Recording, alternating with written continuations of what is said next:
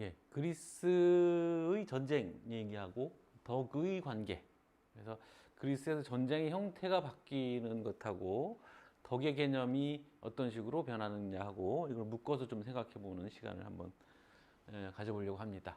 뭐 당연히 어느 사회에서나 전쟁은 늘 있었고 그 전쟁이 또 그 사회에 굉장히 중요한 영향들을 뭐 좋든 나쁘든 중요한 영향들을 미쳐왔기 때문에 우리가 어떤 사회와 문화를 이해할 때 그 전쟁과 연관되어서 이해하는 것이 중요하다고 생각하고요. 또 우리가 이제 그리스 문화에 대해서 공부할 때, 또 그리스 관련된 고전들을 읽을 때 그리스에서 그 유명한 전쟁들이 있죠. 그러니까 페르시아 전쟁도 있었고, 그다음에 그 그리스인들끼리 서로 나눠서 싸웠던 펠레폰네소스 전쟁이라는 것도 있었고, 이게 세계사적인 전쟁들이잖아요. 그런 전쟁들이 그리스의 문화 그리고 이 덕의 특히 우리 이제 플라톤 텍스트나 이런 거 또 아리스토텔레스의 니코마스 윤리학 같은 거 읽을 때 나오는 이 덕의 개념들에게 어떤 영향을 미쳤는지 그걸 좀 간략하게 알아보겠습니다. 자, 그 우리가 텍스트로 갖고 있는 가장 오래된 텍스트 그리스 관련해서 호메로스의 작품들이잖아요. 일리아스와 오디세이아. 그런 곳에 특히 이제 일리아스라는 건 트로이를 공성하는 그런 전쟁이었기 때문에 전쟁 씬이 되게 많이 나오는데 거기 보면 이제 기병 중심의 전쟁으로 돼 있어요. 그러니까 기병이란 말이 이제 여러 가지 방식이 있을 텐데 그 호메로스의 전쟁 보면 이제 전차를 타고 가는 방식의 전쟁이에요. 말이 끌고 가는 말 두 마리라든가 말이 끌고 가고 있는 전차병이 한 명 있고 이제 그 전투병이 한 명 있죠. 병이라기보다는 영웅들인데 장교급에 해당하는 그런 식의 전장을 했거나 아니면 이제 말을 단독으로 기병대처럼 그런 단독으로 타는 그래서 이제 기병이 타고 있고 뭐 그런 방식의 전쟁을 했다라는 아리스토텔레스의 뭐 전해주는 얘기가 있긴 합니다만 현실적으로 오늘날 생각해 보면 당시에 이제 말 안장이란 것도 없었고 등자 이렇게 이제 발 끼는 게 등자죠 아마 그런 것들이 없는 상황에서는 이게 전투를 하기에는 너무 불안정한 거죠. 그래서 말을 그런 식으로 활용할 만큼 당시에 말에 관련된 어떤 기술이나 이런 것들이 발달하지 않았기 때문에 좀 신빙성이 적고 아리스토텔레스 얘기는 대략 아마 이동용으로 빨리 적진으로 이제 가는 그런 그래서 그 전차도 바로 그런 방식이거든요. 그러니까 말로 싸우는 게 아니라 말을 타고 적진으로 빨리 가서 거기 적진의 한가운데 뛰어들어서 싸우는 뭐 이런 방식으로 했다는 거고 그래서 싸움은 보병 형태가 됐을 거다. 오늘날 뭐 그 김하전 뭐 전쟁 같은 데 보면 말 타고 가서 막 적을 무찌르고 말끼리 싸우고 뭐 그런 식의 싸움은 아니었을 거다라는 거고요. 그래서 이런 시대의 전쟁의 싸움의 방식은 이제 귀족 사회의 형태입니다. 그래서 우리가 아킬레우스니 뭐 그러니까 오디세우스니 뭐 이런 이제 전쟁 영웅들이 전차를 타고 적진에 뛰어들어서 미친 듯이 칼을 휘두르고 적을 막 수없이 목을 베고 뭐 이러는 우리 영화에서 잘 나오는 그런 장면들 그런 형태였고 그런 전쟁의 중심이 되는 그 용사들 그런 용사들이 이제 귀족이 되는 거죠. 귀족. 그래서 이런 전쟁의 형태는 귀족 형태의 전쟁, 귀족 사회의 전쟁 형태다라는 거고요. 근데 이제 그 인구가 많아지고 여러 가지 기술이 발달하면서 이 그리스의 전쟁은 이런 기병 또는 전차와 어떤 개인의 용맹을 가지고 하는 전쟁의 형태에서 중무장 보병 밀집해서 이렇게 큰 방패를 들고 또 긴 창을 들고 스크럼을 짜서 상대방도 스크럼을 짜서 이렇게 서로 충돌하는 형태. 그래서 맨 앞줄에서 그 상대방을 찌르고 그래서 그 진을 무너뜨리고 패퇴시키고 이런 방식의 이제 전쟁인데 기원전 8세기 이후에 이제 이루어졌던 전쟁이고요.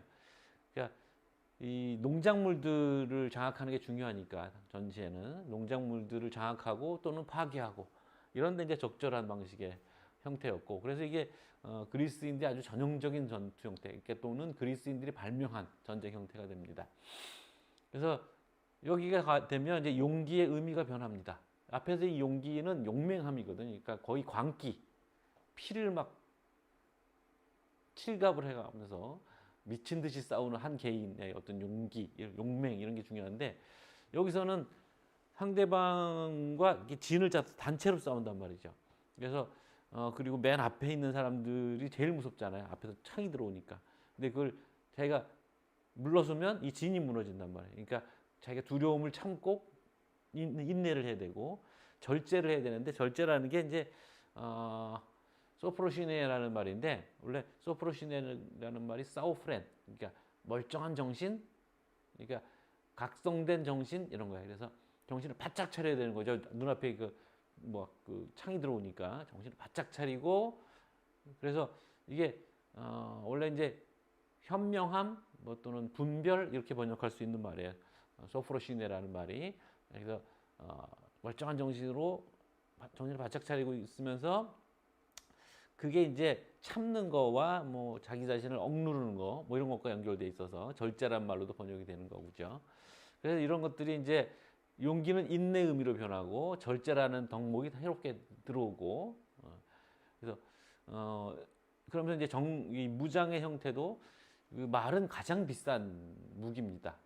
당시에 오늘날도 말 기르는데 비용이 많이 들어가는 것처럼 당시에도 말은 굉장히 비싸서 가장 최상류층 가장 돈 많은 사람들이 이제 갖출 수 있는 무장이고 그 다음 단계가 이제 중산층 정도가 되는 중무장. 이게 이제 시민군 형태이기 때문에 국가에서 뭐 병기를 지급하지 않습니다. 국가도 가난해요.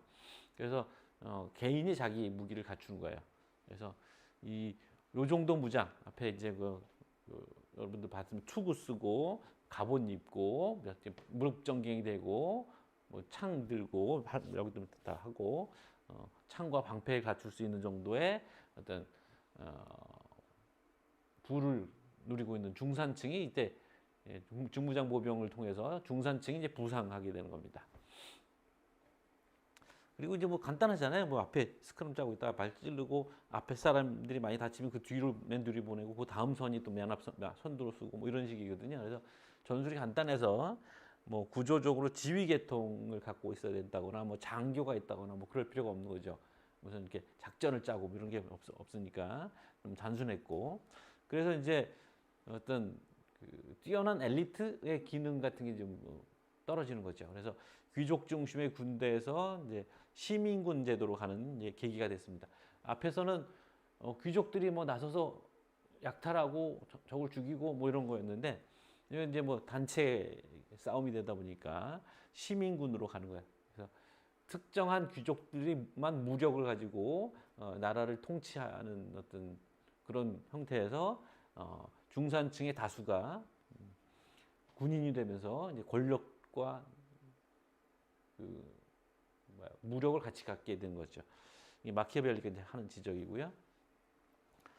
그 다음에 이제 우리가 페르시아 전쟁에서 보면 해전에서 이제 페르시아 전쟁에서 해전에서 굉장히 성과를 거둡니다. 마치 우리가 임진왜란 때 이순신 장군이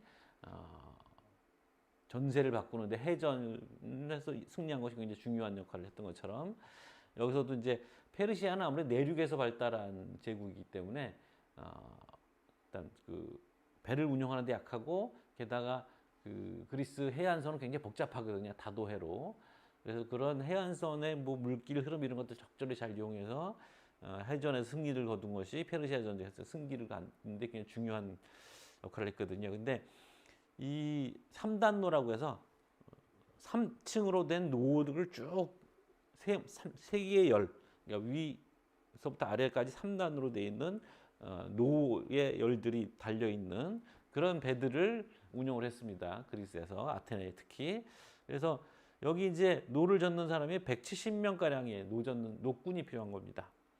이런 정도의 170명 가량 정도 타는 노군이 들어가는 배를 200척 정도 했으니까 이게 몇 명이에요? 그러니까 2만 뭐 4만 정도 되겠죠. 그죠? 그 정도의 노군들이 들어간 거죠. 그러니까 이 사람들은 노만 좋으면 되거든요. 사실 여기 이제 뭐 말이 필요하다거나 중무장을 갖춘다거나 이런 것들을 다 개인 비용으로 하는 거기 때문에 이런 거 돈이 없는 사람은 군대도 못 가는 거예요. 참전을 못 하고. 근데 우리처럼 군대 안 가면 땡인 게 짱이 뭐 장땡인 게 아니라 그러면 사회적인 발언권이 없는 거죠. 정치적 권력을 가질 수 없는 거죠. 근데 이제 페르시아 전쟁에서 이 한 4만 명 이상의 그 가난한 사람들이 전쟁에서 중요한 역할을 했단 말이죠. 그러니까 이 사람들이 이제 데모스라고 부르는데 빈민 계층이에요. 원래 데모스라는 거는 그들이 갑자기 권력을 갖게 되고 그래서 우리가 데모크라티아 민주주의라는 것이 이제 도래할 수 있는 어떤 군사적 기반, 무력의 기반을 만든 거죠.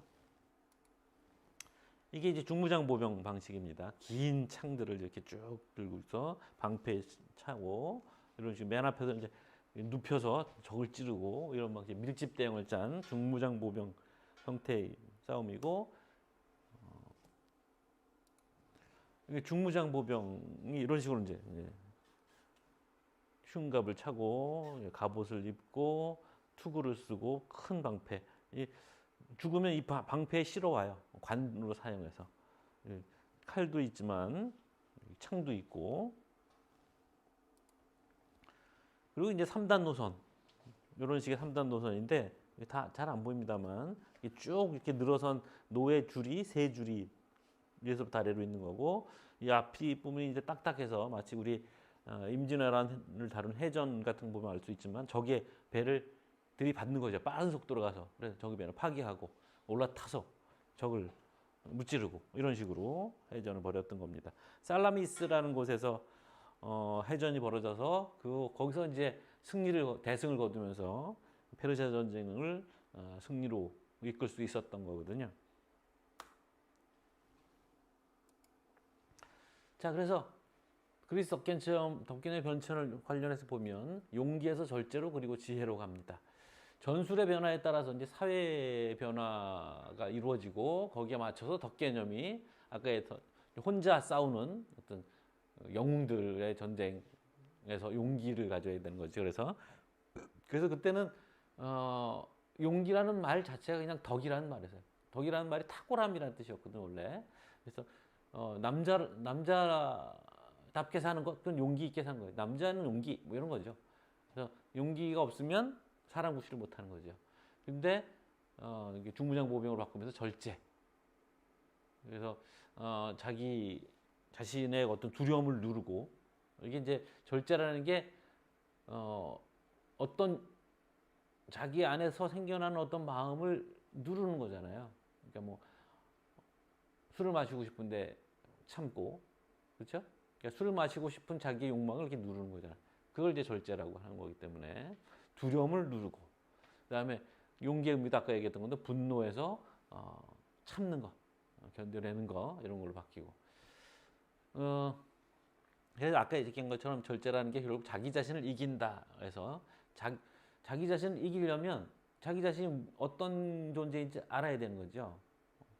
그래서 알아야 자기를 이길 거 아니에요. 그래서 자기 자신에 대한 알을 요구하는 너 자신을 알라라는 소크라테스의 말도 이와 관련되어 있는 거죠. 그래서 처음에 이제 탁월성, 그러니까 뭐 다른 기회에 이제 얘기한 적은 있습니다만 덕이라는 말이 아레테인데 그리스 말로 아레테인데 아레테란 말이 처음에는 이제 탁월성이었어요. 남들보다 뛰어난 어떤 능력, 예를 들면 용기, 전쟁에서 뭐 자기 죽음에 대한 두려움을 아랑곳 없이 미친 듯이 싸울 수 있는 그런 용기 내지는 광기 같은 용기 그런 것들이 남들보다 뛰어난 어떤 탁월성이었는데 이게 이제 사람이면 누구나 갖춰야 될 것으로 가는 거죠.